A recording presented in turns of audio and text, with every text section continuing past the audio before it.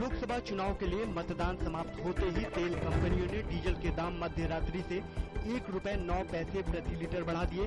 Diesel के दाम में हर महीने की जाने वाली वृद्धि 16 लोकसभा के लिए मतदान शुरू होने से कुछ पहले रोक दी गई थी। चुनाव बाद सभी सर्वेक्षणों के आए नतीजों पर प्रतिक्रिया देते हुए भाजपा नेता शहनवाज हुसैन ने कहा कि देश के लोगों ने नरेंद्र मोदी और भाजपा पर यकीन किया है और बीजेपी उनके नेतृत्व में अच्छे वोटों से जीत हासिल करेगी।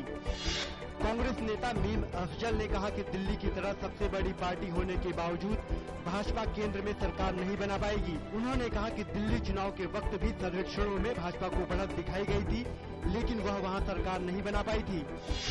एनसीपी नेता तारिक अनवर ने कहा कि चुनावी सर्वेक्षण हमारे लिए चिंता का विषय है। उन्होंने कहा कि हमें लोगों के निर्णय का सम्मान करना चाहिए।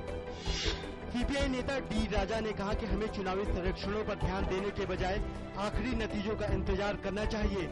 उन्होंने कहा कि चुनाव के बाद किए गए सभी सर्वेक्षणों में भारी अंतर नजर आ रहा है।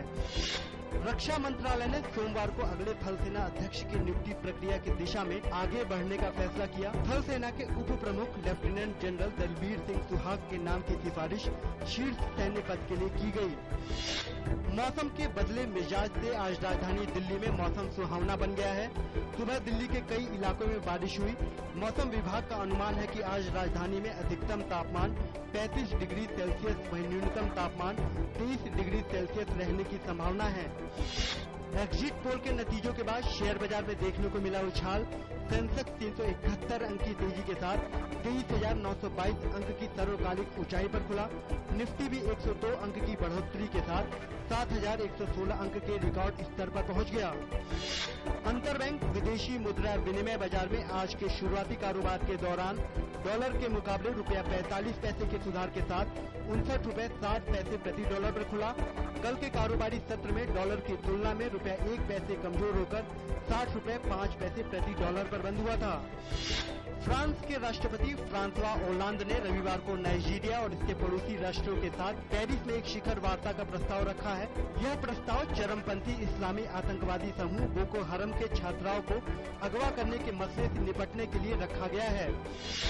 यूक्रेन के पूर्वी दोनेत्स्क क्षेत्र में मॉस्को समर्थित विद्रोहियों ने कल आजादी की घोषणा कर दी और रूस में शामिल होने की इच्छा जाहिर की। इससे एक दिन पहले जनमत संग्रह कराया गया था। रूस की सरकार की ओर से विद्रोहियों के इस आग्रह पर कोई प्रतिक्रिया फिलहाल नहीं आई है।